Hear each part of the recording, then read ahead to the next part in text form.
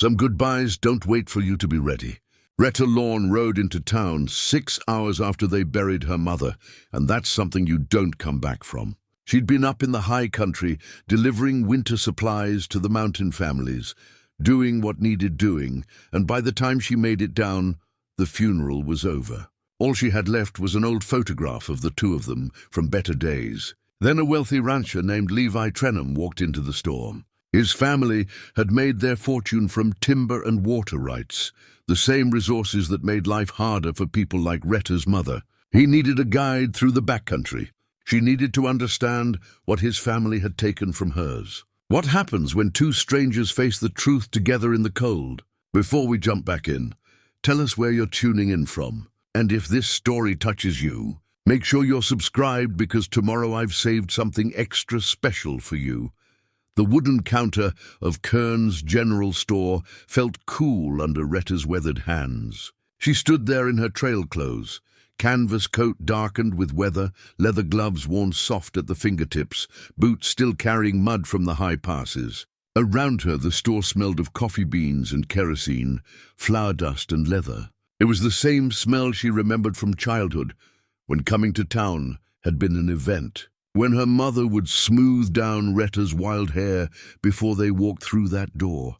Tobias Kern, the proprietor, moved slowly behind the counter. He was 70 if he was a day, with hands gnarled by arthritis, but steady enough for measuring out nails and counting change. He'd known Rhetta since she was knee-high, had watched her transform from a restless girl into the solitary woman who stood before him now. "I'm real sorry about your mama." "Rhetta," he said, his voice gentle as worn velvet.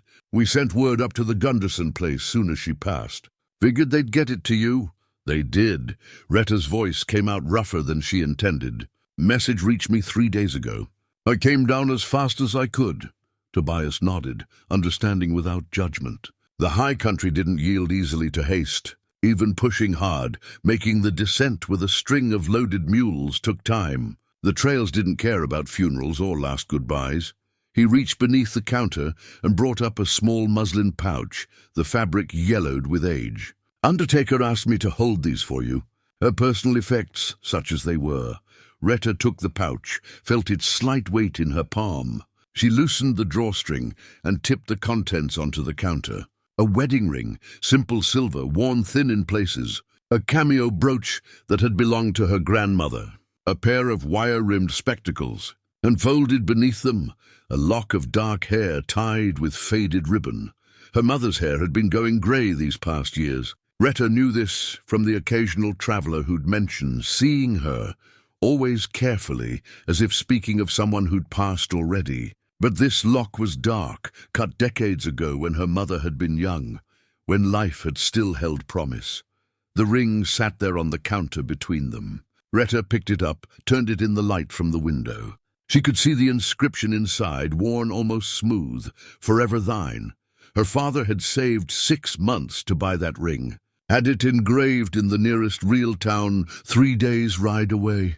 "She never took it off," Tobias said quietly. "Even after your daddy passed, even when times got hard." Rhetta closed her fist around the ring, felt the metal warm against her palm. She couldn't put it on. Didn't know why exactly, except that wearing it felt like taking on something she'd spent 6 years trying to set down. The bell over the door jangled. Rhetta looked up to see Hitch coming in from the back room, arms full of rope coils. He was maybe 17, gangly and earnest, with straw-colored hair that stuck up no matter how much he tried to smooth it down. When he saw Rhetta, his face brightened, then fell as he remembered why she was there.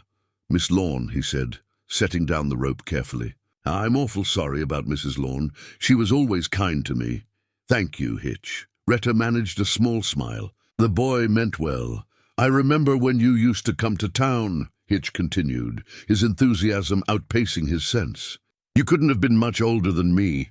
You were always looking at the trail maps, asking about the high country. My pa said you drove your mama to distraction." "Hitch," Tobias said, a warning in his tone, but Rhetta shook her head. "It's all right. He's not wrong." She looked at the boy properly. "You remember that, do you?" "Yes, ma'am. You were different from the other girls. They wanted to talk about dresses and church socials. You wanted to know which passes stayed open latest in the season, where the good grazing was for pack animals. Different. That was one word for it. Rhetta had been 14 when she'd first accompanied her father on a supply run to the mountain homesteads. He'd been reluctant. It wasn't proper for a girl. But they'd needed the extra hands, and she'd worn him down with persistence. That trip had changed something in her.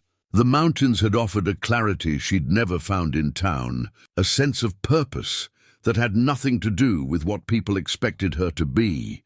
Her mother had seen it happen, had watched her daughter come back sunburned and scraped and more alive than she'd ever been in a parlor. The arguments had started then, gentle at first, then sharper as Rhetta grew older and more certain of what she wanted. "I need supplies," Rhetta said, pulling herself back to the present. "Standard winter pack." "I'm heading back up in a few days," Tobias raised his eyebrows. "So soon. Thought you might stay a while. Nothing keeping me here." The words came out harsher than she meant. She softened her tone. "The Yees are counting on me for flour and salt.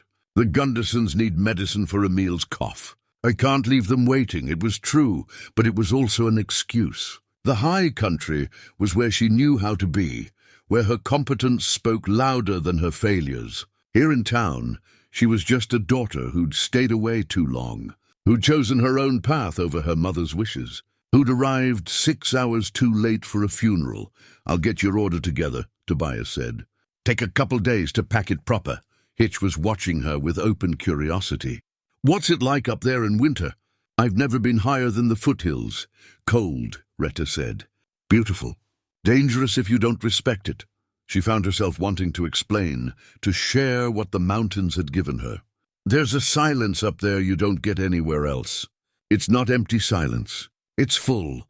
Wind in the pines, creeks running under ice, elk moving through the timber. You learn to read it, to understand what it's telling you about weather, about the health of the land. And you do that alone?" Hitch asked. "Just you and the mules." "Mostly."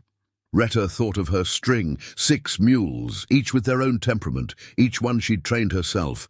Iron, her lead, was stubborn as his name, but had never once failed to find the trail in fog or snow. The others followed his example, trusted his judgment.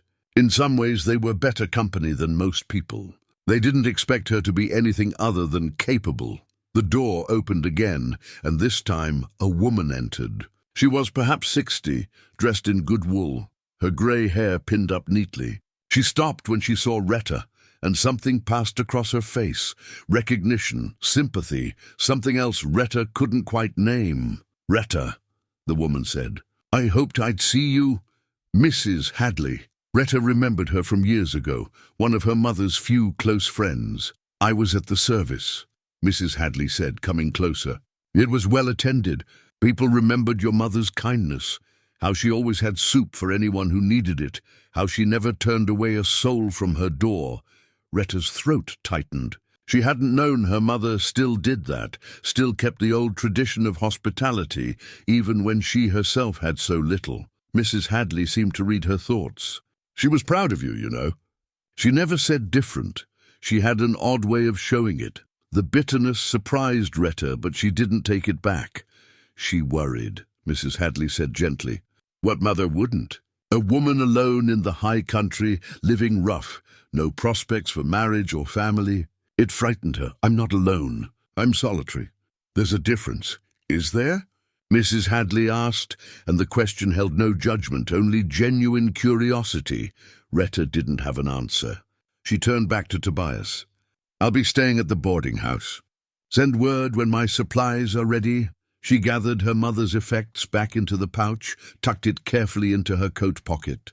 The weight of it rested against her ribs, a small pressure that reminded her of everything she was carrying. Outside, the November air was sharp and clean. The town had grown some since she'd last been here. A new building going up at the far end of Main Street, fresh paint on the church. But the bones of it were the same, the shape of her childhood still visible beneath the changes. She walked toward the boarding house, passing faces she half remembered. A few nodded to her. Others looked away. uncomfortable perhaps with her trail-worn appearance, or with the fact that she'd come back only when it was too late to matter. The boarding house sat at the edge of town, a two-story structure with a wide porch. Mrs. Keating, who ran it, had a room ready. She asked no questions, just handed Rhetta the key and told her breakfast was at 7. The room was small and clean, with a narrow bed and a washstand. Rhetta set her pack down, pulled off her boots. She should rest. The ride down had been hard, 2 days of steady travel with minimal sleep. But rest felt impossible with her thoughts churning. She sat on the edge of the bed and took out the muslin pouch again. This time she examined each item slowly. The brooch, which her mother had worn on special occasions. The spectacles, which meant her mother's eyes had finally failed, as she'd always feared they would. The lock of hair, which spoke of a younger woman's vanity, the desire to keep some token of youth. And the ring. Always the ring. Rhetta's father had been a quiet man, steady as the mountains themselves. He'd taught her to read weather and track game, to set a pack so it balanced properly, to judge the temperament of a horse or mule. He'd never once suggested she should be anything other than what she was. When he died, pneumonia taking him quick and hard in the space of a week, something had broken in her mother. The grief had been expected, but beneath it had come something else, a desperate need to make Rhetta safe, to secure her future in the only way her mother knew how. Marriage, respectability, a proper life in town. Rhetta had been 16 then, already half-wild, already dreaming of the trails. They'd fought about it for 4 years. Not loud fights, her mother wasn't given to shouting, but cold fights, silent fights, the kind where words piled up unspoken until the space between them grew too wide to cross. At 20, Rhetta had taken her father's mules and started running supplies to the high country homesteads. Her mother had begged her not to go. Rhetta had gone anyway. She told herself it was about freedom, about living on her own terms. But sitting here now, holding her mother's wedding ring, she wondered if it had been about something else. About running from the weight of expectations she couldn't meet, from the fear that she'd disappoint everyone if she stayed. She'd sent letters at first, brief notes with the occasional traveler coming down from the mountains. Her mother had never responded. After a year, Rhetta had stopped sending them. The silence had become its own kind of language, saying all the things they'd never been able to say out loud. Now that silence was permanent. There would be no reconciliation, no moment of understanding reached across years of distance. Just this room, these objects, and the knowledge that she'd chosen the mountains over her mother and now had to live with that choice. Rhetta lay back on the bed, still holding the ring. Through the window, she could see the sun lowering toward the western peaks, painting them gold and rose. Up there, the air would be crystalline, the evening star just starting to show. The homesteads would be settling in for the night, smoke rising from chimneys, animals bedded down. It was a hard life, but an honest one. The people she served understood that. They didn't ask her to be anything other than reliable. Tomorrow she'd visit the cemetery. She'd stand at her mother's grave and try to find words for all the things she should have said 6 years ago. It wouldn't change anything, wouldn't bring her mother back or mend what had been broken. But she'd do it anyway, because it was all she had left to offer. Outside, the town was settling into evening. Somewhere a dog barked. Voices drifted up from the street, people heading home to supper and family. Rhetta closed her eyes and let the sounds wash over her. Feeling very far away from all of it, even here in the middle of town, she thought about Mrs. Hadley's question. Was there a difference between alone and solitary? She'd always thought so. Alone suggested something missing, something hollow. Solitary was a choice, a deliberate carving out of space for yourself. But maybe the line between them was thinner than she'd wanted to believe. Maybe she'd been alone all this time and just called it something else to make it bearable. The ring was warming in her hand. She opened her eyes, looked at it again in the fading light. Forever thine, a promise her parents had kept in their way. Her father had loved her mother through hardship and lean years, through the loss of land and the narrowing of possibilities. Her mother had loved him back with a fierce loyalty that had survived even his death. What promise had Rhetta kept? To herself, maybe. To the mountains. To the families who depended on her. But to her mother. She'd made a promise once, in the way all children do, to be a daughter worth having. She'd broken that promise when she left. Had spent 6 years trying not to think about the breaking. Now it was too late to mend it. All she could do was carry it. The way she carried everything else. Supplies for distant homesteads, the weight of solitude, the shape of a life chosen deliberately, but not without cost. Rhetta slipped the ring into the muslin pouch and set it on the small table beside the bed. Tomorrow would come soon enough, with its hard walk to the cemetery and harder words to speak to silent ground. For now, she let herself rest, listening to the town settle around her, feeling the pull of the mountains at her back, caught between two worlds and belonging fully to neither. Dawn came cold and clear, the kind of morning that made the mountains stand out sharp against the pale sky.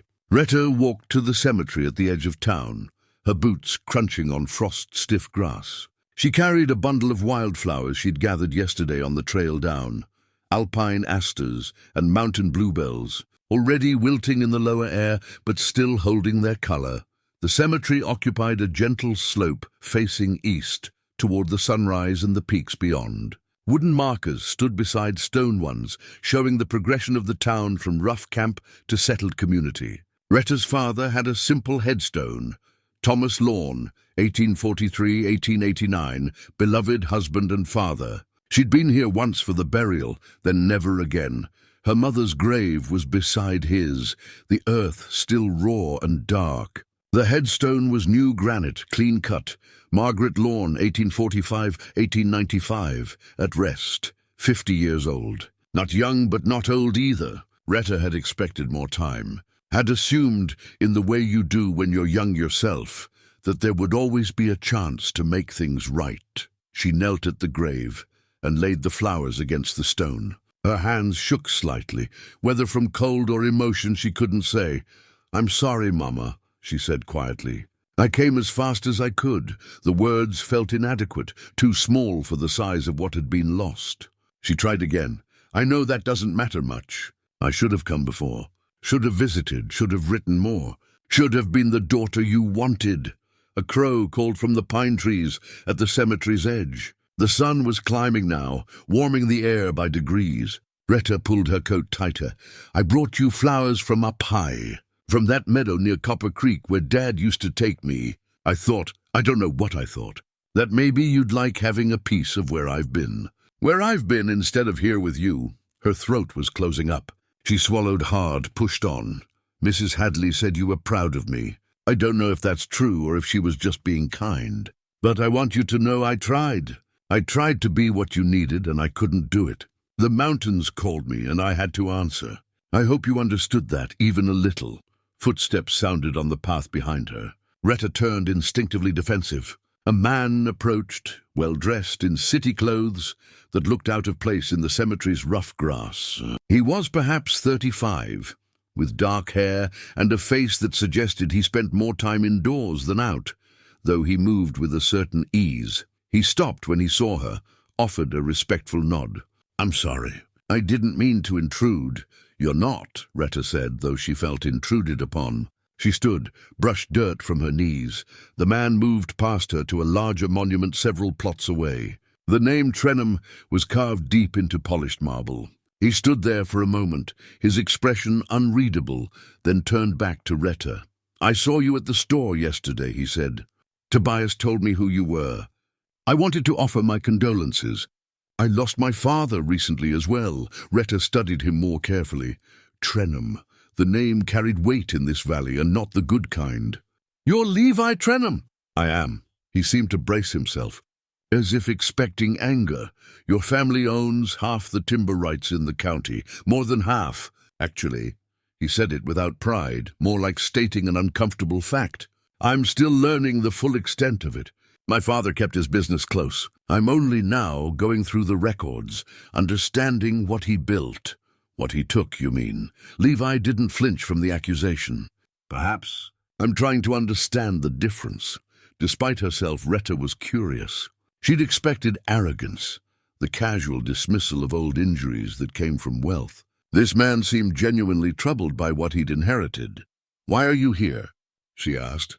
"In town, I mean. Men like you don't usually come west unless there's money to be made. I came for the funeral. Stayed because of what I found in my father's office. Records of acquisitions, land purchases, water rights secured." He paused, choosing his words carefully. "I'm beginning to suspect my father's success came at considerable cost to others. I'd like to understand what that cost was. So you can feel better about spending the money? So I can decide what to do with it," Levi said evenly. "And with the land, the holdings, the whole enterprise. I'm not my father. I didn't build this empire, but I've inherited it, which means I inherit the responsibility for what it's done." Rhetta wanted to dislike him. It would be simpler that way, cleaner. But his directness caught her off guard. She found herself asking, "What do you want?" "I need someone who knows the high country. The backcountry holdings, the old homesteads, the way water flows through these mountains. I need to see the land myself, understand what my family controls and who it affects." He met her eyes. "Tobias said you're the best guide in the valley. Said you know every trail and every family up there?" "I do. Would you be willing to show me?" Rhetta almost laughed. "You want me to guide you through your own property so you can feel better about owning it?" "I want to understand what I'm responsible for," Levi said. "And I'm prepared to pay well for your time. I don't need your money. Everyone needs money." He pulled a folded paper from his coat pocket. "This is a survey map from 1891. It shows the Trenham holdings as they were then. I've been comparing it to more recent maps, trying to understand how the acquisitions happened. But maps don't tell me what matters. They don't show me the people affected, the water that used to flow freely, the trails that were closed." He held out the map.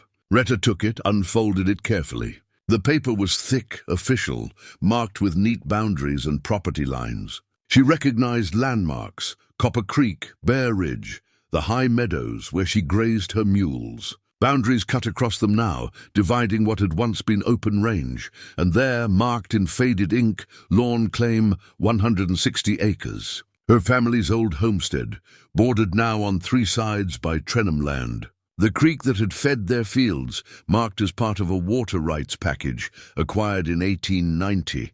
Her hands tightened on the paper. "Where did you get this?" "My father's safe. There are dozens like it.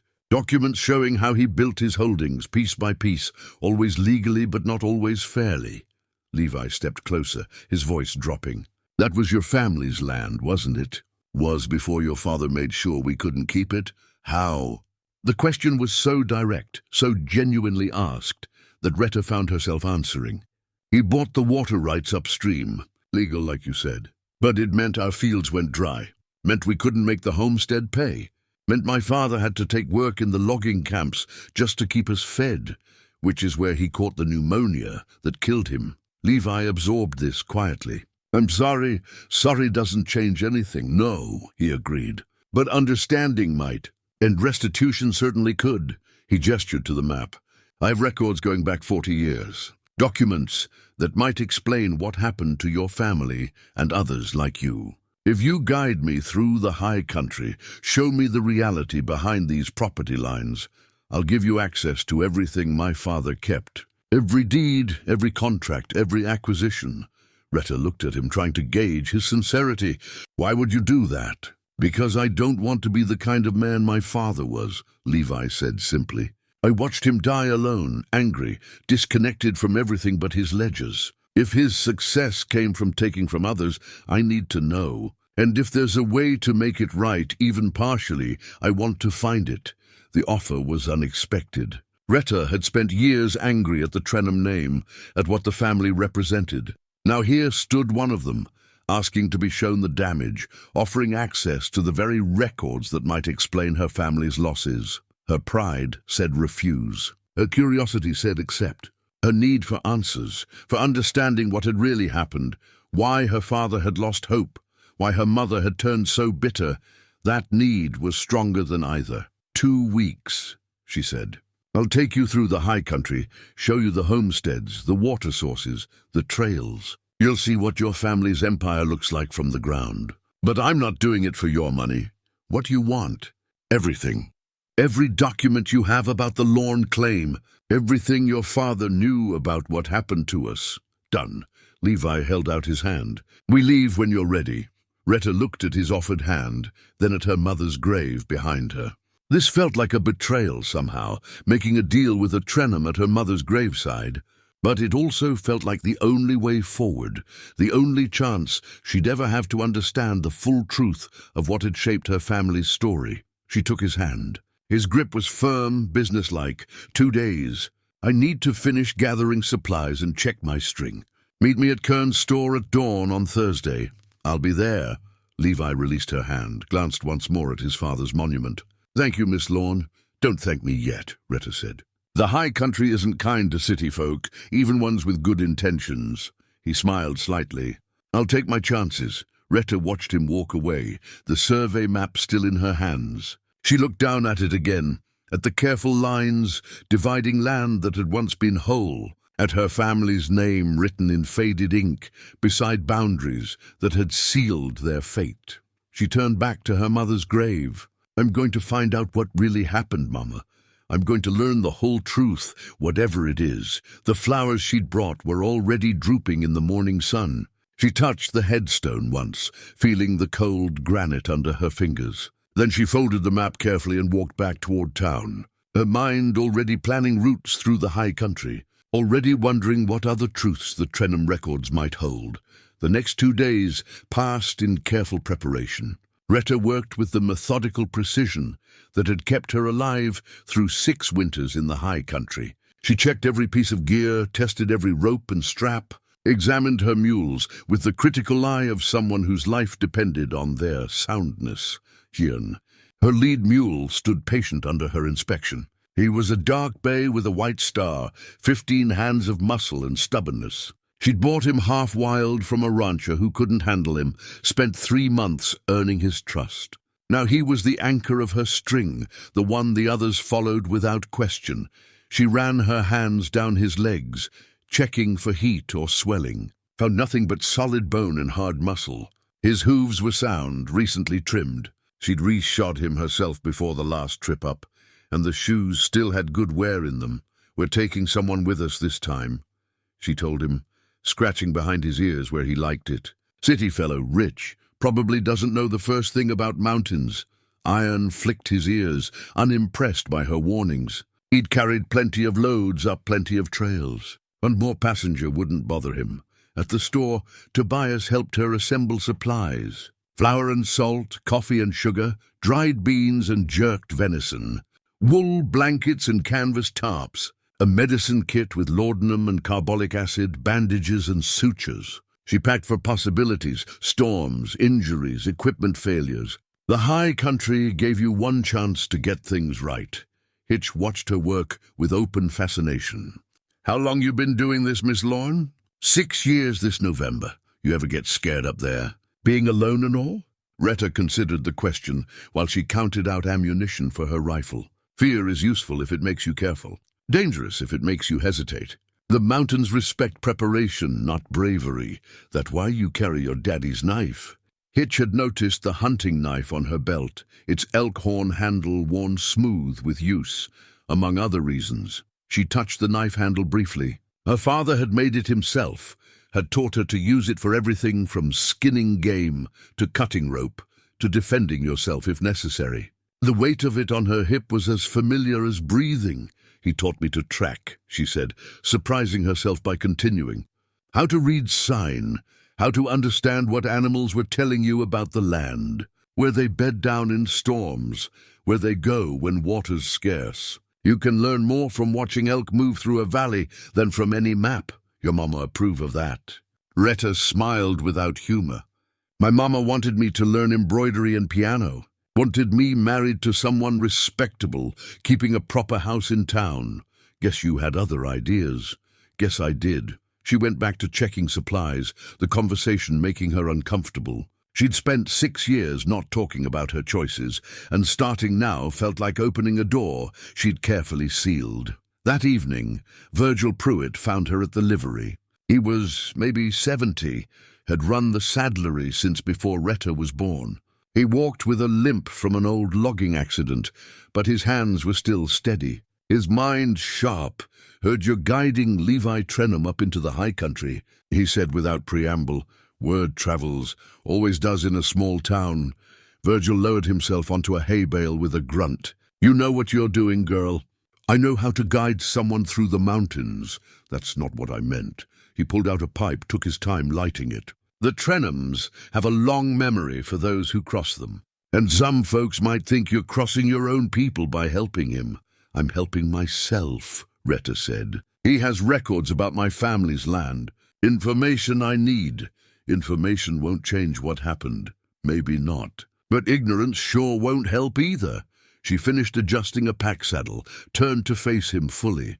"You knew my father. You knew what losing that homestead did to him." "I did. Tom Lorne was a good man. Honest worker, didn't deserve the hand he got dealt. Then you understand why I need to know the whole story. Not just what my mother told me, not just what people remember.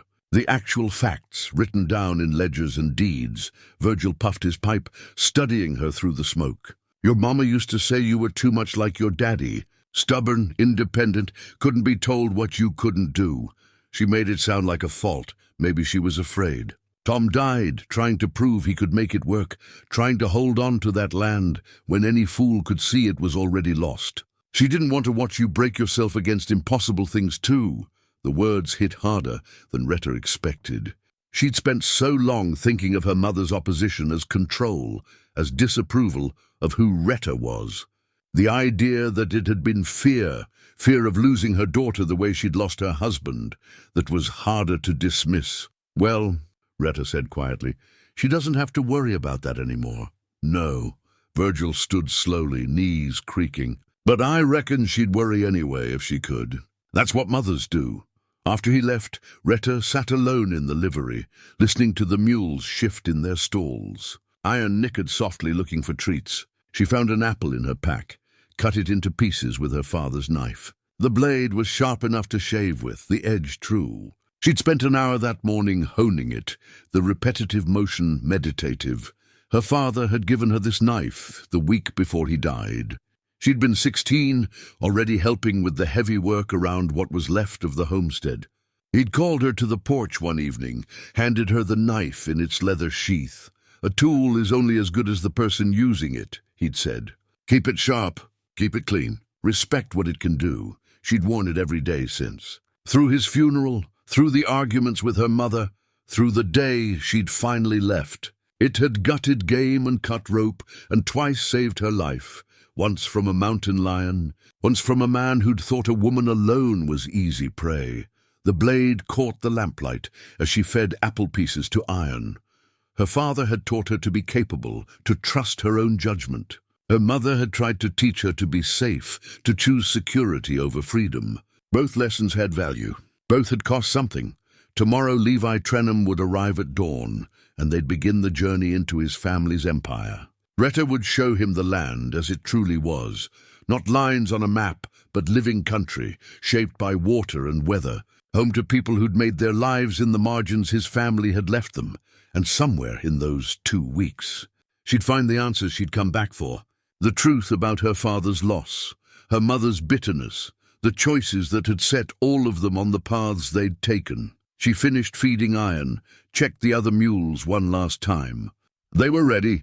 She was ready. Whatever the high country revealed, she'd face it with the same stubbornness her father had taught her, and the same fierce heart her mother had never quite managed to tame. The knife went back into its sheath, secure on her belt. Tomorrow would come early. Tonight she'd rest, and in the morning she'd do what she'd always done, point herself toward the mountains and trust in her own hard-won competence to see her through. Dawn broke cold and clear. The kind of morning that promised good weather but warned of winter coming. Rhetta was already at Kern's store when Levi arrived, her mules packed and ready, her own gear checked one final time. The sun hadn't cleared the eastern peaks yet, painting the high country in shades of pink and gold. Levi rode up on a good bay gelding, wearing clothes that showed someone had advised him well. Wool trousers, sturdy boots, a canvas coat that had seen some use. Not greenhorn gear, but not mountain-tested either. He carried saddlebags that looked properly packed, and his rifle sat in a well-worn scabbard. "Morning," he said, dismounting. "I'm ready when you are." Rhetta assessed him and his horse with a practiced eye. The gelding was sound, well cared for, not too fresh. Levi sat the saddle like someone comfortable on horseback, which was something at least. "We'll make 10 miles today," she said. "Ground rises steady. We'll camp at Willow Creek. Rest the animals, start high tomorrow." "Understood." He secured his bedroll behind his saddle, checked his cinch. The movements were competent, methodical. Maybe he wouldn't be completely helpless after all. They left town as the sun cleared the peaks, flooding the valley with autumn light. The trail was wide here, easy going through grassland that would green up come spring. In summer this would be hot, dusty work. Now, with winter approaching, the air held that particular clarity that came from cold nights and clear skies. Rhetta set an easy pace, letting the animals warm up gradually. Iron led the string, sure-footed and steady. The others followed in practiced order, their loads balanced and secure. 6 mules, 300 pounds each, carrying supplies that would last the high-country families through the hardest part of winter. Levi rode beside her for the first hour in near silence. He seemed content to watch the country change as they climbed, to feel out the rhythm of mountain travel. Rhetta appreciated that. Too many city folk felt the need to fill silence with talk, as if quiet made them uncomfortable. Around mid-morning, they stopped to rest the animals and brew coffee. Rhetta built a small fire with practiced efficiency, got water boiling in her battered pot. The coffee was strong and black, the way you needed it on the trail. Levi pulled out a leather-bound journal, began sketching the valley spread below them. His hand was quick and sure, capturing the sweep of land with confident lines. "You draw," Rhetta observed. "Helps me remember things. Helps me think," he added, shading to suggest the folds of terrain. "My father hated it, called it impractical. Said I should be studying ledgers, not landscapes. Why didn't you?" "I did study the ledgers. I was good at it too, good enough to know I didn't want to spend my life adding columns of numbers." He looked up from his drawing. "What made you start guiding?" It was a fair question, asked without judgment. Rhetta poured herself more coffee, considered her answer. "Need, mostly. After my father died, after we lost the homestead, my mother and I moved to town. She took in washing. I couldn't stand being cooped up, couldn't stand the looks people gave us. Pity mixed with relief that it wasn't them who'd fallen on hard times." She paused, remembering those bitter years. A rancher needed someone to run supplies to some families up in Bear Creek Valley. 60 miles up, 60 back, 3 days of hard travel. He couldn't find anyone willing to do it for what he was paying. I said I would. "How old were you?" 20. "Young enough to be stupid, old enough to be stubborn?" She smiled despite herself. "My mother begged me not to go. Said it wasn't proper work for a woman, said I'd end up dead in a ditch somewhere. I went anyway. And I discovered I was good at it. Better than good. I could read weather, could push hard when needed, and rest smart when possible.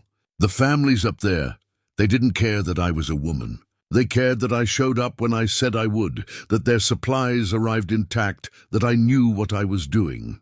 She met his eyes. "Up here, competence matters more than propriety." "That suited me just fine." Levi went back to his drawing, adding details to the middle distance. "Your mother never came around to it?" "No. We argued less after I moved out, but that's because we barely talked at all." The admission hurt more than she expected. "I'd see her sometimes when I came through town. She'd ask how I was doing, I'd say fine. That was about the extent of it. My father and I had a similar relationship," Levi said quietly. "We could discuss business, but nothing personal. He died and I realized I'd never actually known him. Just knew what he wanted from me." They fell into silence again, but it felt different now. Less like strangers sharing space, more like two people recognizing something familiar in each other's stories. The afternoon brought them into timber country, tall pines and spruce, the ground carpeted with needles. The trail narrowed here, forcing Levi to fall behind. Rhetta moved with practiced ease, reading the path ahead, watching for deadfalls or soft ground that might trouble the mules. They passed an old lumber camp, abandoned maybe 10 years. The buildings were collapsing slowly, roofs caved in, walls sagging. Equipment lay rusting in the undergrowth, saw blades, chain, the massive bones of a steam donkey. Levi pulled up, studying the ruins. This was Trenham operation, one of the early ones. They took every merchantable tree from this valley, then moved on to the next. Rhetta gestured to the scarred hillside beyond. You can still see where they clear-cut. Takes 50 years for forests to come back from that kind of damage. He pulled out a small camera, photographed the ruins from several angles, made notes in his journal. Rhetta watched him work, saw the careful documentation, the attention to detail. He wasn't trying to make excuses for what his family had done. He was trying to understand it. The company paid well, she said, surprising herself. My father worked here one season, came home with more cash than he'd seen in years. But he said he felt sick, watching them take everything, watching them leave the land wounded. Did he say that to your mother? No, he said it to me. Said sometimes you do work that hurts your conscience because your family needs to eat. She remembered his face when he'd told her that, the shame mixed with resignation. I think that's what broke him in the end, not losing the homestead so much as having to make compromises that went against who he was. Evening found them at Willow Creek, a small clearing beside running water. They made camp efficiently, working together without needing to coordinate. Levi proved capable with camp tasks, gathering firewood, setting up his shelter, caring for his horse. Over supper, beans and bacon, biscuits cooked in Rhetta's Dutch oven. The conversation continued. Levi talked about growing up in Denver, about schools back east, where they taught him business, but nothing about the land that business exploited. Rhetta found herself talking about the mountain families, about Emil Gunderson and his persistent cough, about the Yee family, who'd come from California and made a go of it on 40 acres everyone said was worthless. They depend on you, Levi said. It wasn't a question. We depend on each other. They teach me things, where the game moves in winter, which passes stay open longest, which creeks run reliable. I teach them what I know about weather, about preserving food, about making do with what you have. The fire burned low. Stars emerged overhead, brilliant in the thin mountain air. Rhetta checked the mules one last time, found them content. Iron nickered softly when she approached, and she scratched his forehead, grateful for his steady presence. When she returned to the fire, Levi was writing in his journal by lamplight. He looked up as she settled across from him. Thank you, he said, for agreeing to this, for showing me what I needed to see. Don't thank me yet, Rhetta said. We've barely started, but she found herself hoping he meant it, hoping his intentions were as honest as they seemed. The high country would test that soon enough. The second day brought them higher into the mountains. Weather was building to the west, clouds stacking against the peaks in a way that promised change. Not a storm yet, but weather thinking about it. Rhetta watched the sky with the attention it deserved, calculating how much time they had. The trail steepened, switchbacking through dense timber. Rhetta dismounted here, leading Iron on foot. The mules handled it better when someone walked ahead, showing them confidence in the footing. Levi followed her example without needing to be told.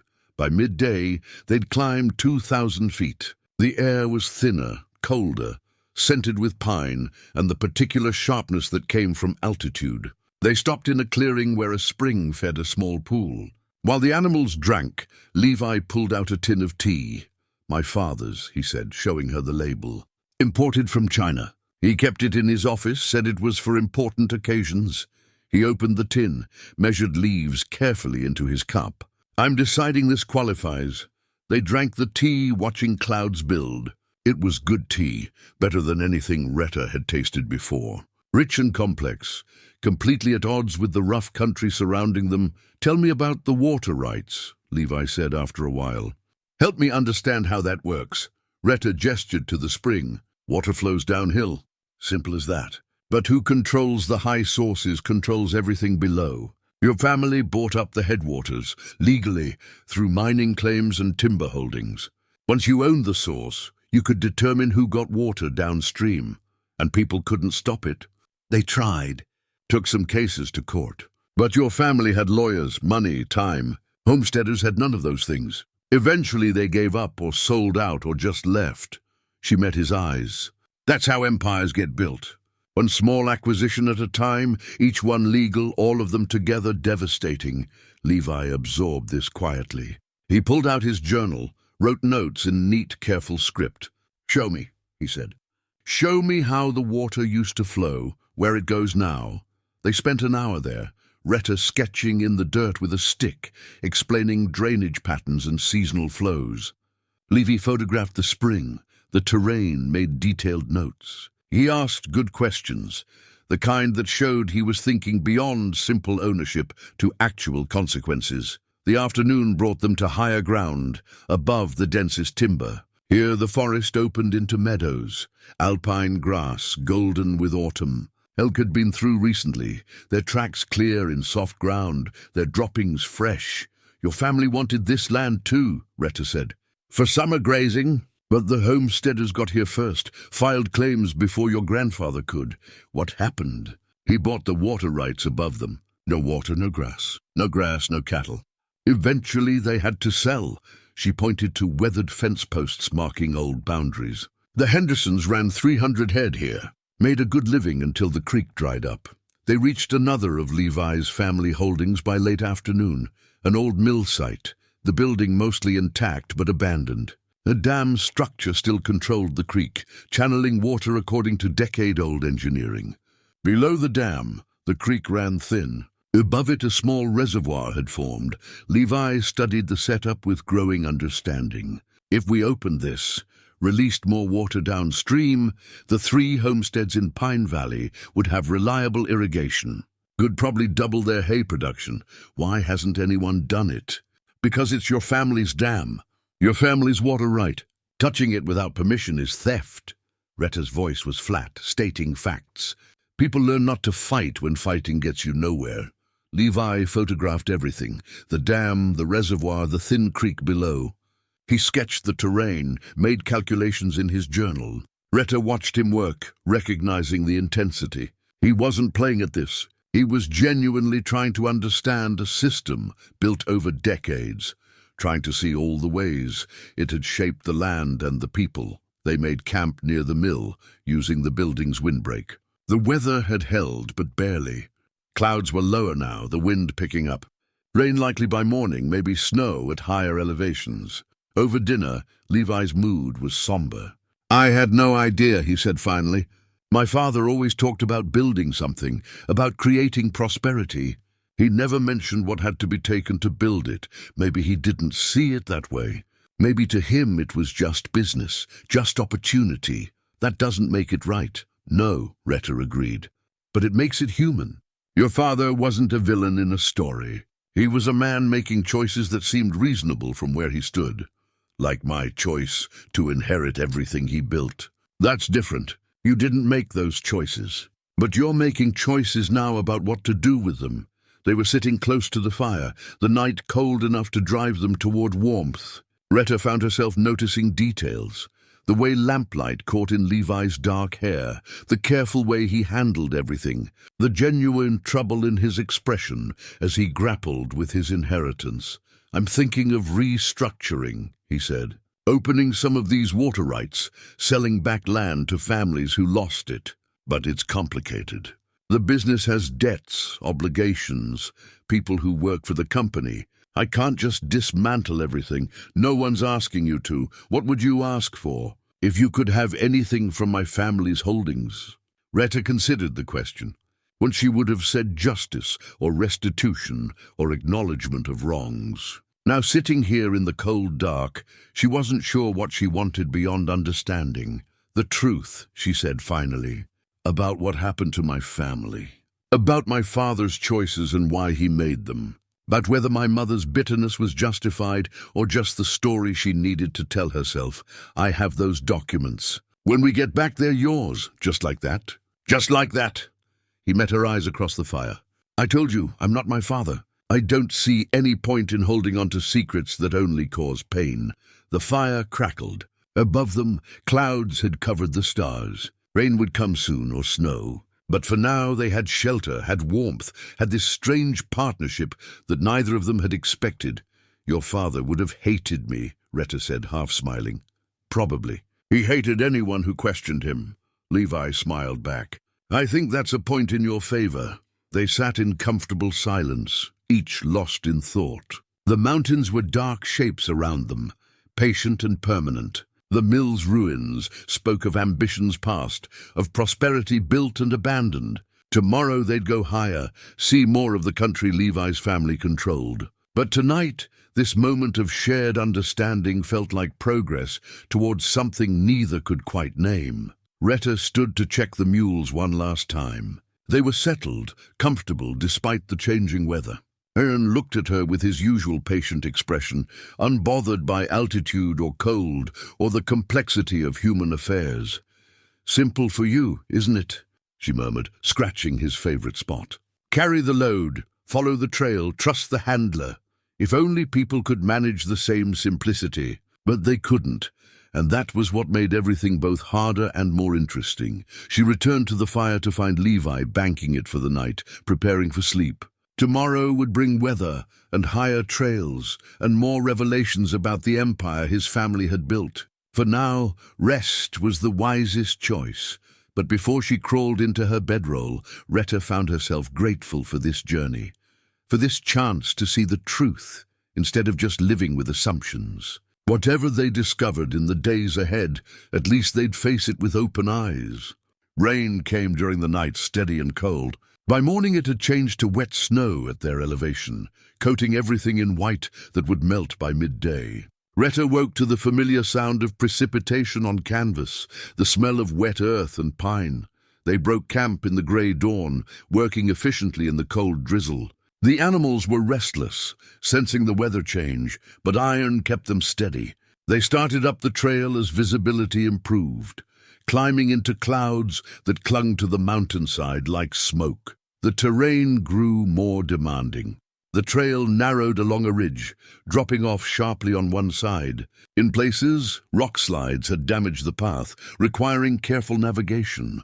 Rhetta led on foot, testing footing before asking the mules to follow. Behind her, Levi managed his horse with capable hands, trusting her judgment without question. By mid-morning, they'd reached a high meadow where Rhetta often camped. Today, with weather still threatening, they pushed through rather than stopping. On the far side, they encountered Emil Gunderson checking his trapline.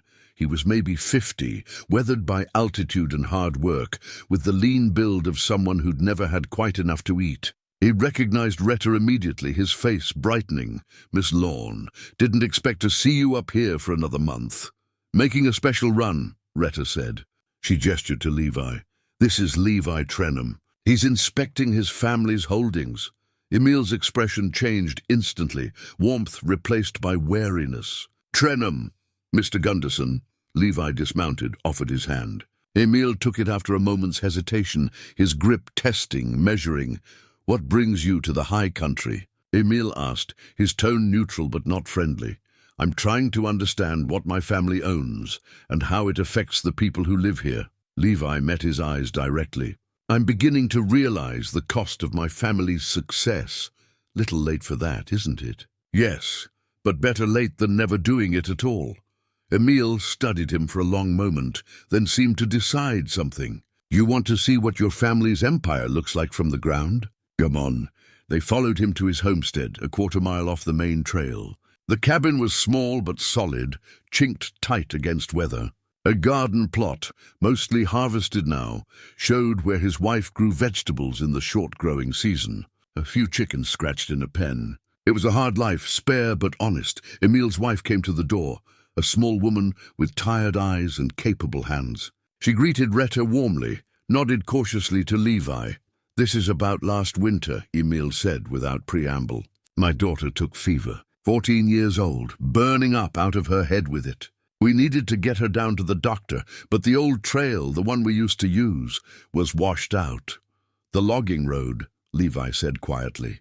Your family's logging road.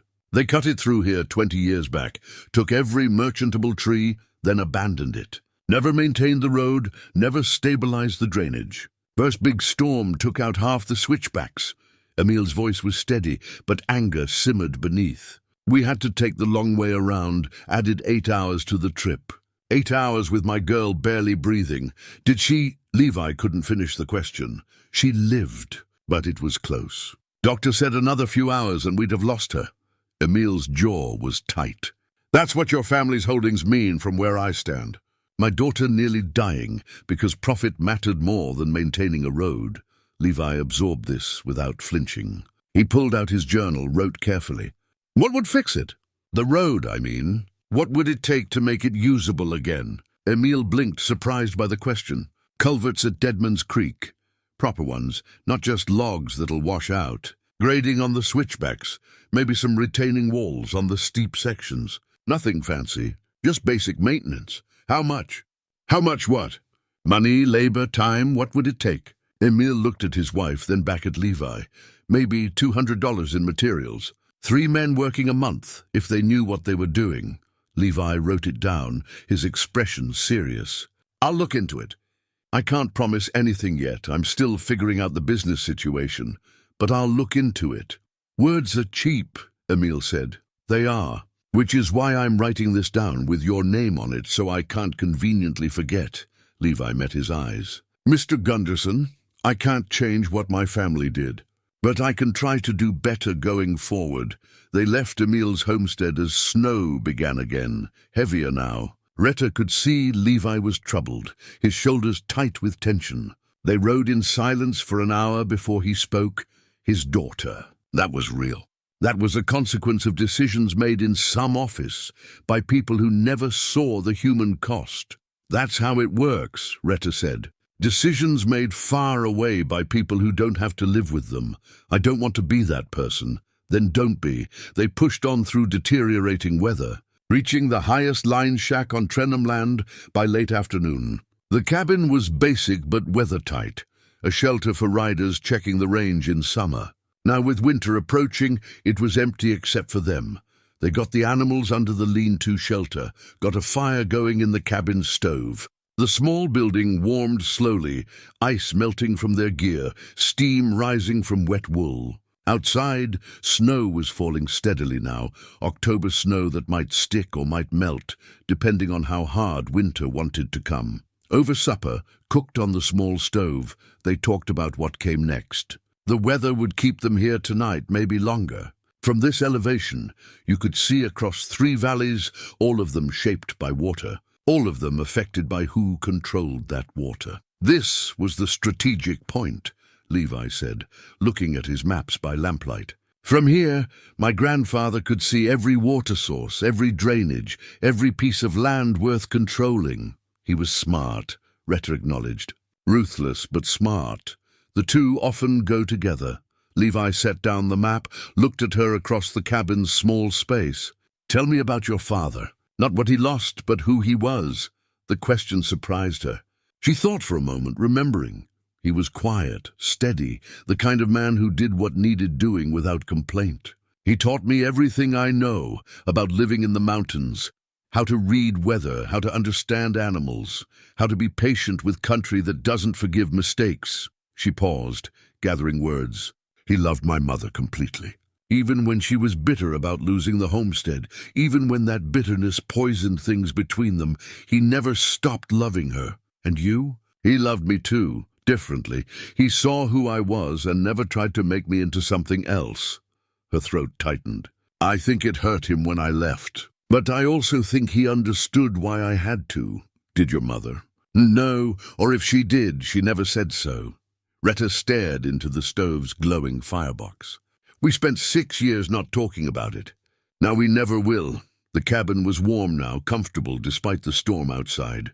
They sat in companionable silence, each thinking about parents and inheritance, about choices that rippled forward through time. I'm glad it's you, Levi said after a while. Showing me this. Anyone else would have let me keep my comfortable ignorance. Ignorance is never comfortable, Rhetta said. It just feels that way until you know better. Outside, wind drove snow against the cabin walls. Inside, they were dry and warm, suspended between the world they'd left below and the truth still waiting to be discovered above. Tomorrow they'd go higher if weather allowed. But tonight they had shelter and honest conversation. and the strange comfort of sharing difficult truths with someone who was beginning to feel less like a stranger and more like something else entirely, something neither of them was quite ready to name. Morning brought clear skies and cold that bit through layers. The storm had passed, leaving fresh snow on the high peaks and a crystalline clarity to the air. Levi was up early, exploring the line shack, while Rhetta checked the animals. She found him in the storage area, pulling boards away from an old trunk wedged under the floorboards. "Look at this," he said, excitement and concern mixing in his voice. The trunk was rusted but intact. Inside, wrapped in oilcloth, were old company documents, ledgers, correspondence, deed transfers. Papers that had been hidden or forgotten decades ago. Levi spread them out carefully. Most were routine business records from the 1890s, but one document caught Rhetta's attention. A deed transfer dated May 1890. She recognized the property description, her family's homestead. Her hands shook as she picked it up. There, in careful legal script, was her father's signature. Thomas Lorne, selling 160 acres to Trenham Timber and Land Company. Sale price, $400. He sold it, she said, her voice hollow. He sold it willingly, Levi read over her shoulder. Look at the date. And look at this. He pointed to notation in the margin. Medical expenses, accident compensation. Another document beneath explained it. Thomas Lorne, injured in logging accident, leg broken in 2 places. Company offered purchase of homestead claim to cover medical costs and lost wages. Price set at current market value for unimproved mountain land, except the land wasn't unimproved. It had a cabin, a well, years of work invested, and current market value was determined by the company doing the buying, a company that had already secured water rights upstream, effectively making the land worth less than it would have been otherwise. It was legal, Levi said quietly, but it was predatory. Rhetta kept reading. Her father's signature was there, clear and firm, but beneath it another signature. Margaret Lorne witnessed and agreed. Her mother had signed too. Her mother had been there, had agreed to the sale, had watched it happen. Everything Rhetta had believed about her family's story was shifting. Her mother had always said they were pushed out, that the Trenhams had stolen their land through legal manipulation. She'd never mentioned that her father had sold it, had taken money, had made that choice under duress but still made it. She lied to me, Rhetta said. Or she told me a version of the truth that made us victims instead of, what? People who had no good choices. Both can be true, Levi said. Your father was injured. He needed money for doctors. My family made an offer that was legal but unconscionable. He took it because he had no better option. That's not really a choice. That's coercion dressed up as business. But Rhetta's mind was racing ahead, re-examining everything through this new lens. Her mother's bitterness hadn't been about losing the land unfairly. It had been about losing it at all, about watching her husband forced to sell their future for money to fix a broken leg, about being there, signing the papers, complicit in the transaction even as it destroyed them. And she'd never told Rhetta the truth, had shaped the story into something cleaner, simpler. The evil Trenhams had stolen their land. Thomas Lorne had fought to keep it. They'd been victims of pure injustice. The reality was more complicated, more human, more painful. I spent 6 years angry at the wrong thing, Rhetta said. Angry at your family for stealing what we had, when really they just bought it cheap from a desperate man. Angry at my mother for not fighting harder when she was standing right there watching it happen and probably dying inside. The anger wasn't wrong, Levi said gently. The situation was still unjust. Your father shouldn't have been put in that position, but he was. And he made the only choice he could. And my mother carried that knowledge for the rest of her life and never told me the whole truth. Rhetta's eyes were burning. Do you know why? Because if she told me he sold it willingly, even under duress, then I might think less of him. Might think he was weak for taking the money. She protected his memory by blaming your family for everything. Or she protected herself, Levi suggested. Made the story simpler so she could live with it. They sat in the cold line shack, surrounded by old papers that told stories their parents had tried to bury. Outside, the mountain stood unchanged, indifferent to human complications. I don't know what to do with this, Rhetta admitted. I don't know how to be angry anymore. The injustice was real, but so was my father's choice. Your family exploited his desperation, but legally, they didn't do anything wrong. My mother lied to me, but maybe she was just trying to survive the grief. Maybe truth isn't always simple, Levi said. Maybe people do the best they can with impossible situations, and years later we judge them without understanding the weight they carried. Rhetta looked at him properly. You're thinking about your father. I'm thinking about all of them. Your parents, my father, everyone who made choices that seemed right at the time, but left complicated legacies. He gathered the documents carefully. These are yours, all of it. The deed, the correspondence, everything about what happened to your family. I don't want them. Take them anyway. You came here for answers. These are answers, even if they're not the ones you expected. Rhetta took the papers, held them carefully. They felt heavier than they should, weighted with all the lives they represented, all the choices that couldn't be unmade. I need to go back, she said. I need to visit my mother's grave again. Have a different conversation than the one I had before. We can leave today if you want, tomorrow. I need time to think first. They spent the rest of the day at the line shack, ostensibly checking gear and resting the animals, but really processing what they'd learned. Levi wrote in his journal, long entries that Rhetta didn't ask to see. She sat outside in the cold sun, holding the documents, thinking about her mother. Margaret Lorne had been bitter for as long as Rhetta could remember. That bitterness had colored everything. Her view of the town, her fears for Rhetta's future, her desperate need to keep her daughter safe and settled and respectable. Rhetta had interpreted it as control, as disapproval of who she was. Now she understood it as grief. Grief for the life they'd lost, for the husband who'd been broken by an accident and a bad deal, for the daughter who was too much like her father, independent, stubborn, determined to live on her own terms, even when it meant living hard. Her mother had tried to protect her by making her afraid of that kind of life, had shown her the cost of freedom, the price of being different. But Rhetta had taken the lessons and gone to the mountains anyway, proving she was willing to pay that price, and her mother had let her go. Not because she approved, but because she understood that some people couldn't be made safe, could only be loved from a distance. I wish I'd known, Rhetta said as evening approached. I wish she'd told me the truth. Would you have understood it then? Levi asked.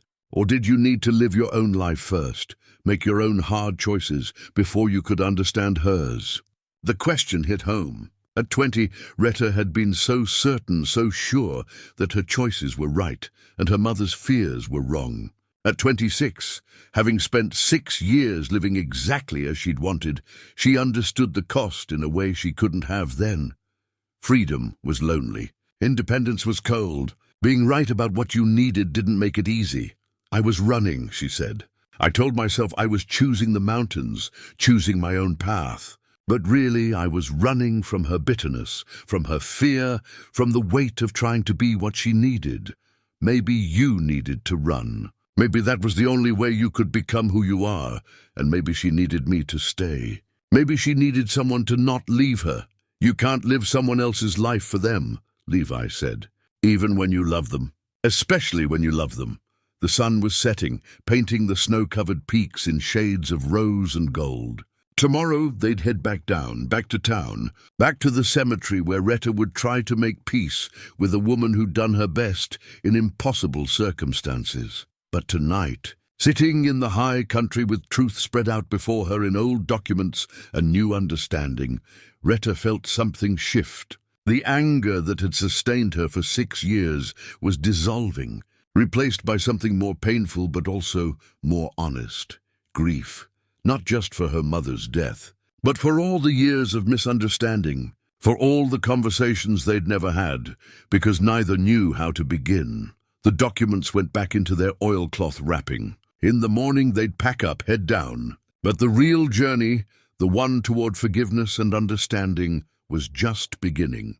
They started down early, both eager and reluctant to return to town. The descent was always faster than the climb, but they took it carefully. Fresh snow made the trail treacherous in places. And the weight of what they carried, both physical supplies and emotional revelations, required attention. Rhetta rode in silence, her mind turning over everything she'd learned. The documents were secured in her saddlebag, but their contents had unsettled something fundamental in her understanding of her own story. She'd spent 6 years being certain of who was at fault, certain of what had been taken, certain of her righteousness in leaving. Now that certainty was gone, replaced by a more complicated truth that demanded she reconsider everything. They made good time despite the snow, reaching the foothills by late afternoon. The town was visible below, small and contained in the valley. Smoke rose from chimneys. Life continued, indifferent to mountain revelations. As they approached the outskirts, Hitch came running out to meet them. "Miss Lorne! Mr. Trenham!" His face was flushed with excitement or cold. "Everyone's been watching for you. Mr. Kern said you might get caught in the storm." "We sheltered through it," Rhetta said. "The animals all right?" "Yes, ma'am." "I checked on your stable like you asked. They brought the string into town as dusk was falling. People came out to watch, some greeting Rhetta, others studying Levi with open curiosity. Word had spread that a Trenham was in the high country with the supply runner. People wanted to know what it meant. At the livery, Rhetta and Levi worked together to unsaddle and care for the animals. The routine was comfortable now, each anticipating the other's movements. In 5 days, they developed a rhythm, an understanding that went beyond words. "I'm going to stay at the hotel tonight," Levi said as they finished. "Get cleaned up, go through some papers. But tomorrow, will you meet me at the general store? There are things I want to show you. The documents about my family. Those, yes, but other things too. Records I've been reviewing, plans I've been considering." He paused, seeming to choose words carefully. "I want your opinion, Rhetta, about what comes next." She nodded, surprised by how much she wanted to help, how invested she'd become in his project of understanding and maybe changing what his family had built. After he left, she tended to Iron and the others, making sure they were fed and comfortable. The familiar work was soothing, gave her hands something to do while her mind processed. Mrs. Keating at the boarding house had supper waiting. Rhetta ate mechanically, barely tasting the food. Afterward, in her small room, she took out the documents Levi had found and read them again by lamplight. Her father's signature, her mother's signature, the careful legal language that made exploitation sound reasonable. $400 for a life's work, for a future, for everything they'd built. She must have fallen asleep reading because she woke to someone knocking. The room was dark except for the lamp, which had burned low. Outside, full night had fallen. "Miss Lorne," Mrs. Keating's voice. "There's someone here to see you." Rhetta opened the door to find Tobias Kern standing in the hallway, hat in his hands. "Sorry to disturb you so late," he said, "but I thought you should have this tonight, not wait for morning." He held out a small leather-bound book. "Your mother left it with me. Told me to give it to you when you came back." "When I came back," Rhetta repeated. "She knew I would?" She hoped. "That if you came back, it meant you were ready to understand some things." Tobias put the book in her hands. "It's her diary, from the years after you left. She wanted you to have it, but only if you returned of your own choice." Rhetta took the book, felt its weight. "Thank you, Tobias." She loved you, Rhetta. Whatever else was true between you two, that was always true. After he left, Rhetta sat on the edge of her bed, holding her mother's diary. She was almost afraid to open it, afraid of what truths it might contain. But she'd come back for truth, had traveled into the mountains and found it in unexpected places. She couldn't turn away from it now. The first entry was dated 6 years ago, a week after Rhetta had left. "She's gone to the mountains. I tried to stop her, tried to make her see how dangerous it is for a woman alone. But she has her father's stubbornness, his need to prove himself against impossible odds. I remember that need in him. It killed him in the end. I'm terrified it will kill her too." Rhetta's throat tightened. She read on. "I told her the Trenhams stole our land. It was easier than explaining the truth, that Thomas sold it because he had no choice, that I watched him sign away our future with a broken leg and broken dreams. I couldn't bear for her to know he'd given up. even though giving up was the only rational thing to do. Better she be angry at injustice than disappointed in the man she idolized. The entries continued, chronicling years of worry and reluctant pride. Her mother had asked travelers about Rhetta, had learned she was thriving in the high country, making a reputation as a reliable guide. The pride shone through, mixed with persistent fear. Mrs. Hadley says I should write to her, try to reconcile. But what would I say? That I was wrong. I wasn't wrong about the danger. I wasn't wrong about how hard that life would be. I was only wrong in thinking I could protect her from her own nature. Further in, entries became more philosophical, more reflective. I've been bitter for so long, I'm not sure I remember how to be any other way. The bitterness kept me going after Thomas died, gave me something to hold on to when grief would have drowned me.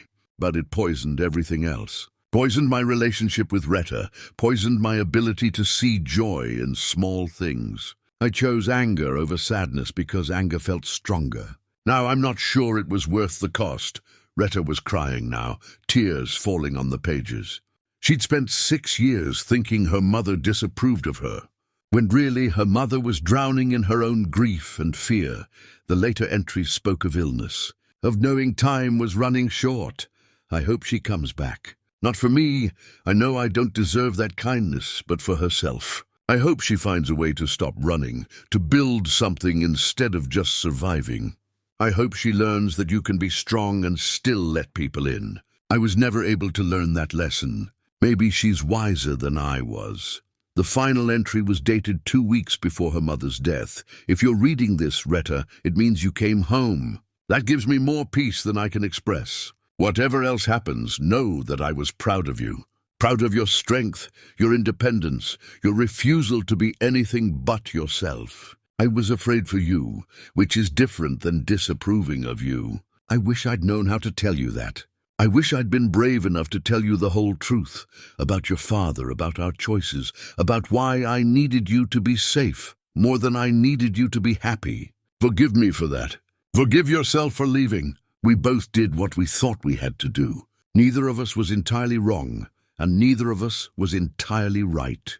Rhetta closed the diary, set it carefully on the table beside her bed. She sat there crying, finally grieving not just for her mother's death, but for all the years of misunderstanding, for all the love that had been there but buried under fear and hurt and stubborn pride. Her mother hadn't been trying to control her. She'd been trying to save her from the same kind of loss she'd suffered, the loss of security, of comfort, of easy paths. She'd seen her husband broken by the mountains and the work, had watched him die too young, had been left with nothing but bitterness and a daughter who wanted to walk the same dangerous road. And Rhetta hadn't been running from her mother so much as running towards something she needed, something her mother couldn't give her, the freedom to define herself on her own terms. Even if those terms were hard, they'd both been right. They'd both been wrong. They'd both been human, doing their best with the understanding they had. Outside, the town was quiet. Everyone settled in for the night, pursuing their own complicated lives, carrying their own losses and regrets. Rhetta sat in her small room, holding her mother's words, and felt something fundamental shift inside her. The anger was gone completely now, burned away by understanding. What remained was grief, yes, but also something else. Gratitude for a mother who'd loved her, even when she couldn't show it in ways Rhetta could receive. Respect for a woman who'd survived impossible circumstances with whatever tools she had. Forgiveness for both of them, for being flawed and human and unable to be perfect for each other. Tomorrow she'd go to the cemetery. She'd read these passages to her mother's grave. She'd say the things she should have said 6 years ago when leaving. She'd say goodbye properly with full understanding, with compassion for both the daughter she'd been and the mother who'd tried to keep her safe. But tonight, she let herself cry, let herself feel the full weight of loss and the surprising lightness of forgiveness. The mountains had given her truth, first in old documents and now in her mother's own words. What she did with that truth would define who she became next.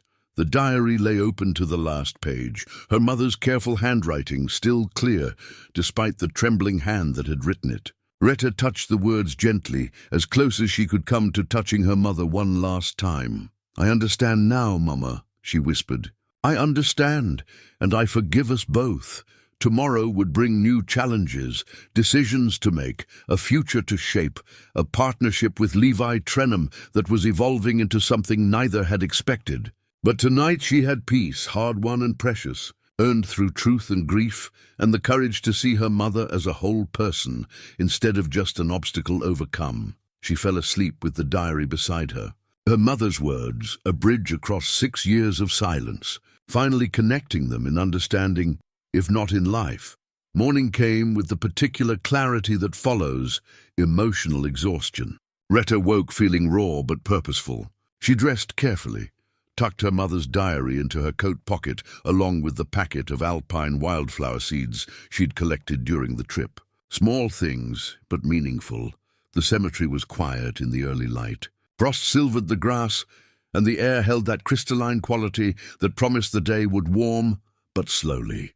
Rhetta walked to her mother's grave with steady steps, no longer dreading what she'd find there. The earth was still raw, though grass was starting to reclaim the disturbed soil. The headstone stood clean and simple. Rhetta knelt beside it, feeling the cold ground through her canvas trousers, not caring.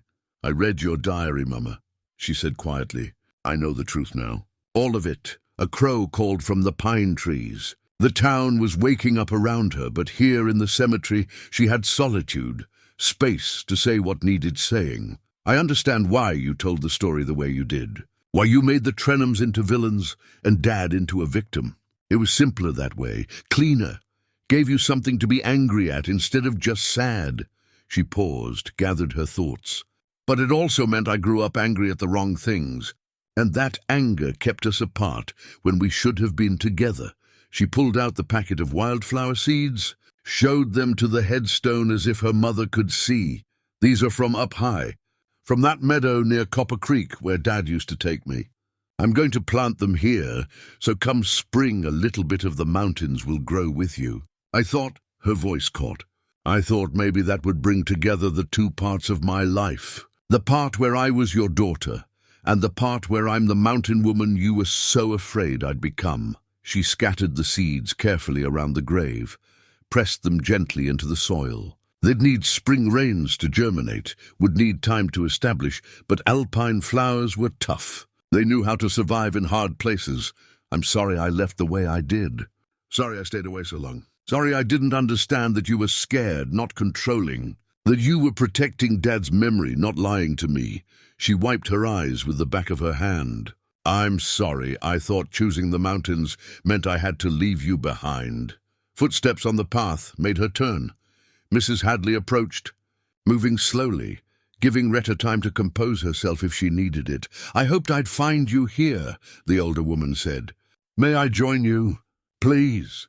Mrs. Hadley lowered herself to sit on a nearby bench, her age evident in the careful movement. "Your mother talked about you often those last months. She told me she'd left you the diary. Did you know what was in it?" "Some. She showed me a few passages, wanted to know if she was saying things right." Mrs. Hadley smiled sadly.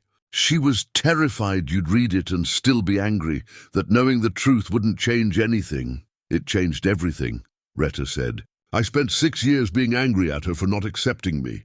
Now I understand she was just terrified of losing me the way she lost Dad. Fear and love look a lot alike sometimes." "They do." Mrs. Hadley was quiet for a moment, then said, "She was proud of you, Rhetta, so proud. She'd hear from the mountain families about how reliable you were, how you'd saved the Gundersons from starving one winter, how you'd helped the Yees build their cabin. She'd light up when she heard those stories.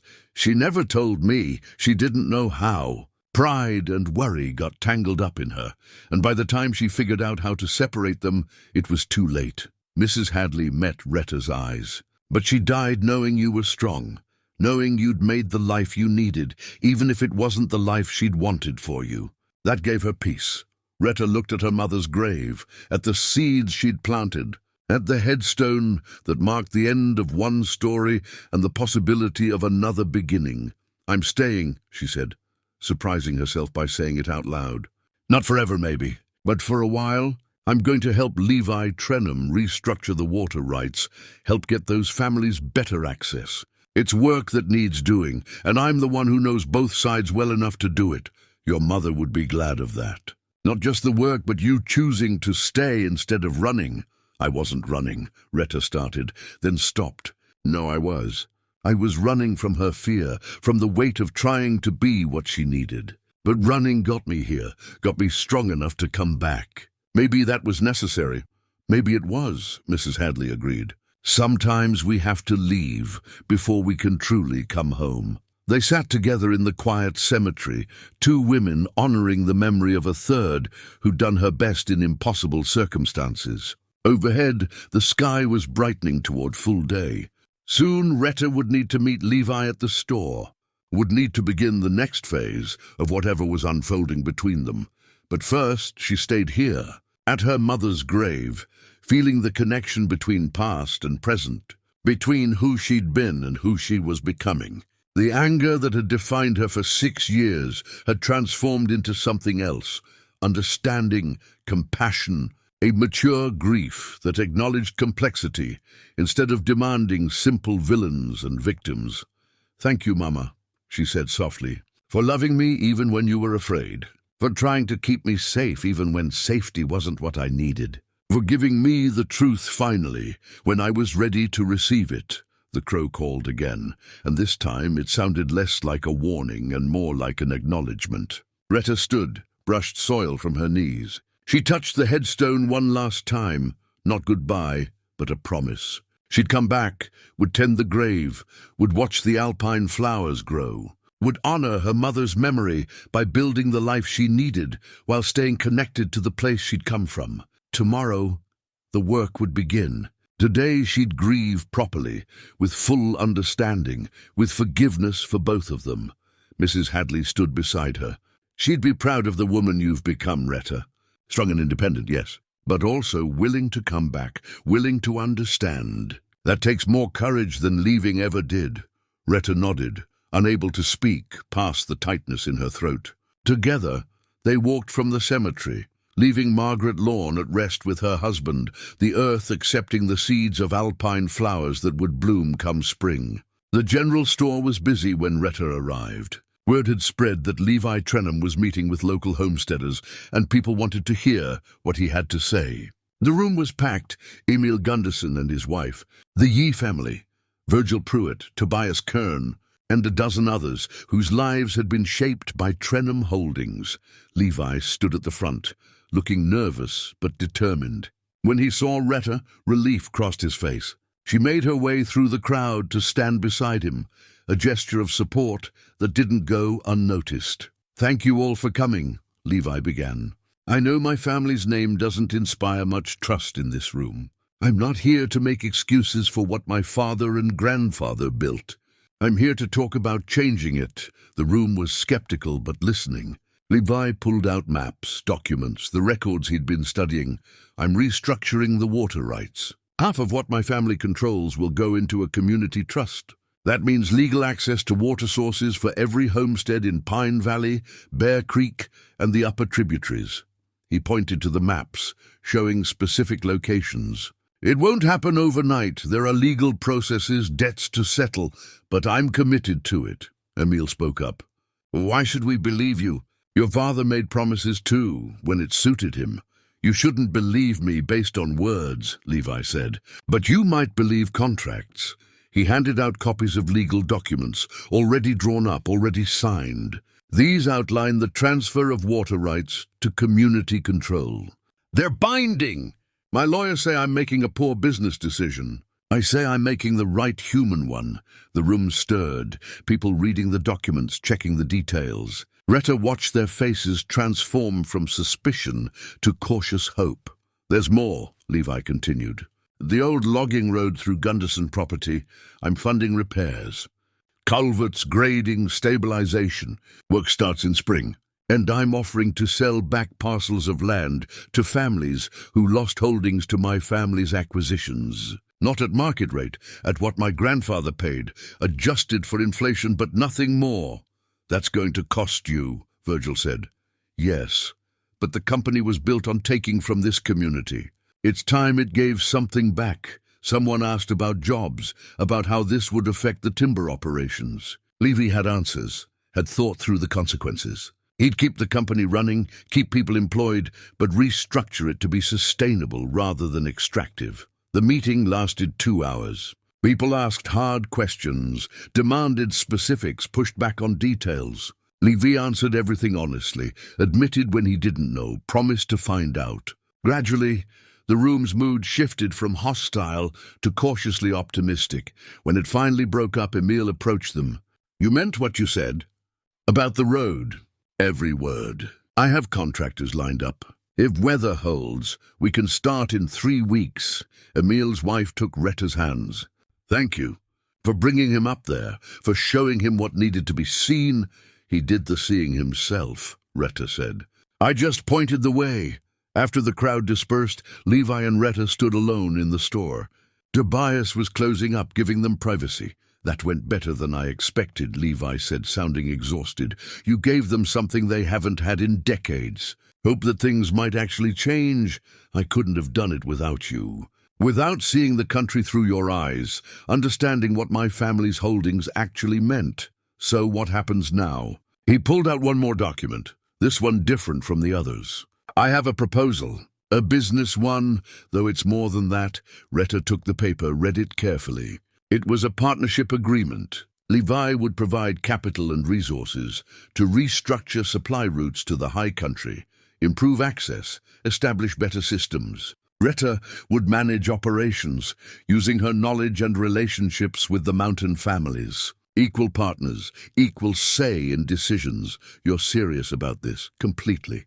The high country needs better infrastructure. The families up there need support. And I need someone who understands both the land and the people. Someone I trust to tell me when I'm wrong." He met her eyes. "That's you, Rhetta. If you're willing." She thought about it, about what it would mean. Staying in town, at least part-time. Building something instead of just surviving. Working with Levi, not just for 2 weeks, but long-term. It was terrifying and exciting in equal measure. I'd still need to run supplies through winter. Those families are counting on me, of course. This doesn't change that. It just means come spring, we start building something better. And you'd stay. Here in town? I'm selling the Denver house. This is where the work needs to happen. This is where I need to be." He paused, seemed to gather courage. "And it's where you are. That matters too." The words hung between them, meaning more than the business partnership, hinting at something neither had expected when they'd started into the mountains together. "I need to think about it," Rhetta said, though she already knew her answer. "Take whatever time you need." "The offer stands." They walked out into the late afternoon sun. The town looked different to Rhetta now, not a place she was passing through, but somewhere she might actually build a life. Not the life her mother had wanted for her, but not pure opposition to it either. Something new, something that honored both her independence and her need for connection. "I'll have an answer for you soon," she said. "I'll be here." Levi smiled, and Rhetta realized with some surprise that she wanted him to be. Wanted this partnership, wanted this chance to build something meaningful, wanted whatever else might develop between them, given time and trust. Her mother's words came back to her. "I hope she finds something worth coming home for." Maybe she had. Maybe that was what this feeling was, not the end of running, but the beginning of choosing to stay. Spring came to the high country with the particular violence of mountain weather. Snow one day, warm sun the next, the land waking up in fits and starts. Rhetta stood in the cemetery on a morning in late April, watching alpine wildflowers bloom around her mother's grave. They'd taken. The seeds she'd planted in October had survived winter, had pushed through frozen ground to bloom exactly as they did in the high meadows. Blue and white and yellow, tough little flowers that knew how to thrive in hard places. "They're beautiful, Mama," she said, kneeling to touch the petals gently. "Just like they are up there where Dad used to take me." A piece of both worlds growing together. The town had changed over the winter. Work crews had started on the logging road, making it safe and reliable. Water was flowing more freely to the downstream homesteads, and gardens were being planned that would have been impossible before. The supply office, Lorne and Trenham. The sign read, was handling increased business as more people felt secure enough to stay in the high country year-round. Rhetta had run supplies through the hardest part of winter, making the trips she'd promised. But she'd come back each time, had stayed longer each visit, had slowly started to think of the town as home rather than just a stopping point. Levi met her at the cemetery gate. This had become their habit, meeting here, checking on the graves, talking about the work ahead. His father's monument still stood imposing and cold. Rhetta's mother's stone was simpler but surrounded by living things. Emil says his daughter is doing well, Levi said as they walked back toward town. Studying with the teacher, thinking about becoming a nurse. She's smart. Having reliable access to town makes all the difference. That's what this was all about, wasn't it? Making the difference that my family's empire prevented. They'd grown comfortable together over the winter months. The partnership was working. Rhetta's knowledge of the land and people, combined with Levi's resources and willingness to listen. But it had become more than business. They were friends now, maybe heading towards something else, though neither rushed it. At the supply office, Mrs. Hadley was waiting with fresh coffee and the account books. She'd started helping with the business, her neat handwriting and sharp mind invaluable for keeping everything organized. The Yees sent word they'll need extra seed this spring, she said. They're expanding their garden, want to try some new crops. I'll add it to the next supply run, Rhetta said. Making notes. The office was small but efficient, with maps of the high country covering one wall and supplies stacked neatly along another. Rhetta had a desk here now, a place that was hers. Her father's hunting knife hung on the wall beside the maps, a reminder of where she'd come from and what he'd taught her. Hitch came in with mail, including a letter from a family in the next valley, asking if Rhetta could help establish a supply route for them too. The work was growing, the model proving successful. We'll need more mules, Rhetta said, reviewing the request. And probably another guide by summer. Train someone, Levi suggested. Pass on what you know. It was a good idea. Rhetta had been solitary for so long that thinking about teaching someone else felt strange, but also right. Knowledge shouldn't die with one person. Her father had taught her, and she should teach others. That afternoon, they walked to the site where the old logging road had been repaired. The work was nearly complete. New culverts, stabilized switchbacks, a road that would serve the community instead of extracting from it.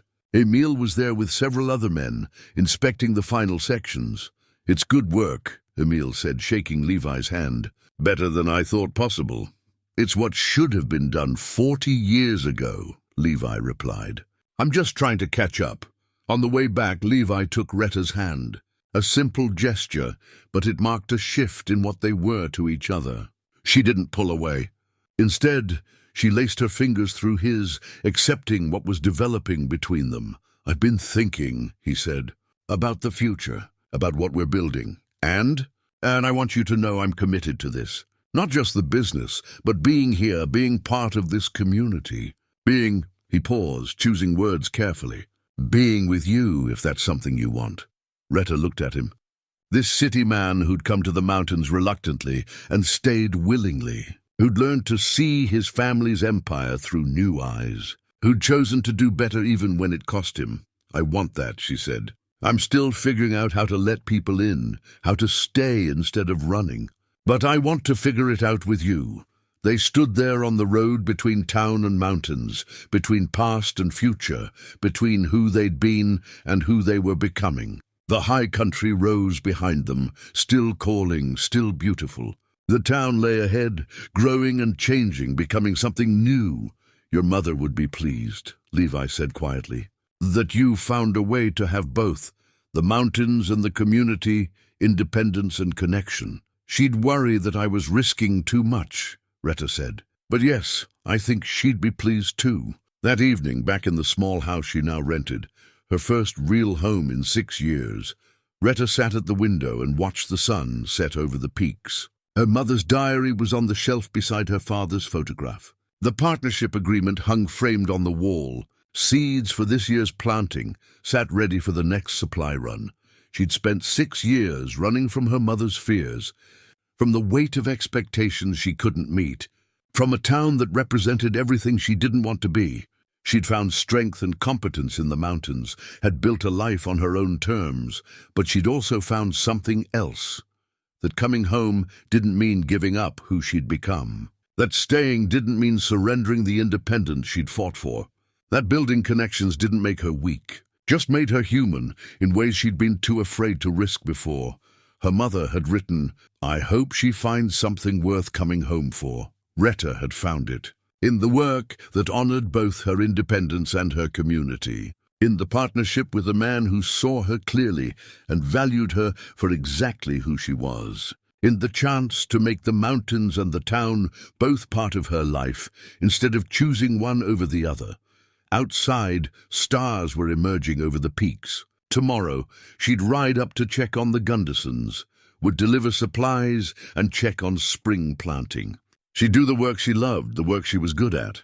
But she'd also come back, would return to this town, to this home, to the people and the life she was building. Some goodbyes don't wait for you to be ready, but some hellos are worth the wait and worth the risk.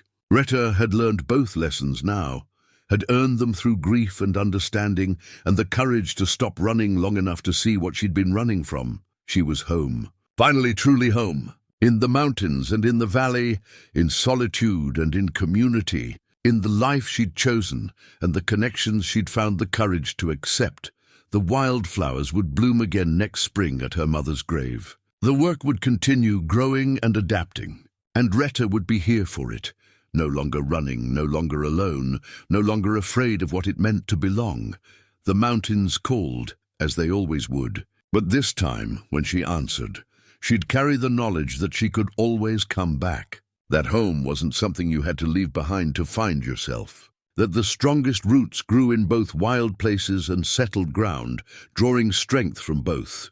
Thriving in the tension between them, she closed her eyes and breathed deep, smelling pine and coming rain, hearing the town settle in for night, feeling the peace of a life earned through hard choices and harder truths. This was what her mother had hoped for. This was what her father had taught her to build. This was who Rhetta Lorne had become, mountain woman and homesteader, guide and partner, daughter and friend.